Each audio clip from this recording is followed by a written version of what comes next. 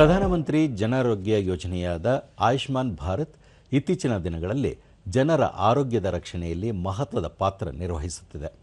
2018ರಲ್ಲಿ ಪ್ರಧಾನಮಂತ್ರಿ ನರೇಂದ್ರ ಮೋದಿ ಅವರು ಲೋಕಾರ್ಪಣೆಗೊಳಿಸಿದ ಮಹತ್ವಾಕಾಂಕ್ಷೆಯ ಈ ಯೋಜನೆಯಡಿ ಕ್ಯಾನ್ಸರ್ ಚಿಕಿತ್ಸೆ ಪಡೆದುಕೊಳ್ಳುವವರ ಸಂಖ್ಯೆ ಹೆಚ್ಚುತ್ತಿದೆ. ಜಾಗತಿಕ ಕ್ಯಾನ್ಸರ್ ಜಾಗೃತಿ ದಿನವಾದ ಫೆಬ್ರವರಿ 4ರಿಂದ ತಿಂಗಳಡಿ ಪಿಎಂ ಜನಾರೋಗ್ಯ ಯೋಜನೆಯಡಿ ಕ್ಯಾನ್ಸರ್ ಚಿಕಿತ್ಸೆ ಪಡೆದುಕೊಳ್ಳಲು ರಾಜ್ಯ ಸರ್ಕಾರಗಳ ಜೊತೆ ಜಂಟಿಯಾಗಿ 10 ಹಲವು ಜಾಗೃತಿ ಅರಿವು ಕಾರ್ಯಕ್ರಮಗಳನ್ನು ಆಯೋಜಿಸಲಾಗುತ್ತಿದೆ. ಕರ್ನಾಟಕ, ಉತ್ತರ ಪ್ರದೇಶ, ಮಹಾರಾಷ್ಟ್ರ, ಮಧ್ಯಪ್ರದೇಶ, ರಾಜಸ್ಥಾನ ಸೇರಿದಂತೆ ಹಲವು ರಾಜ್ಯಗಳಲ್ಲಿ ಗಣನೀಯ ಪ್ರಮಾಣದ ಕ್ಯಾನ್ಸರ್ ರೋಗಿಗಳು ಚಿಕಿತ್ಸೆಗೆ ಆರ್ಥಿಕ ನೆರವು ಪಡೆದುಕೊಳ್ಳುತ್ತಿದ್ದಾರೆ.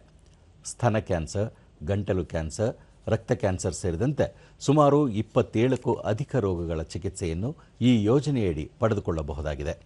ರೋಗ ಪತ್ತೆ ಪರೀಕ್ಷೆಗಳು, ಕೀಮೋಥೆರಪಿ ಸೇರಿದಂತೆ ದುಬಾರಿ ವೆಚ್ಚದ ಚಿಕಿತ್ಸೆಗಳನ್ನು ಆಯುಷ್ಮಾನ್ ಯೋಜನೆಯಲ್ಲಿ ಉಚಿತವಾಗಿ ನೀಡಲಾಗುತ್ತದೆ.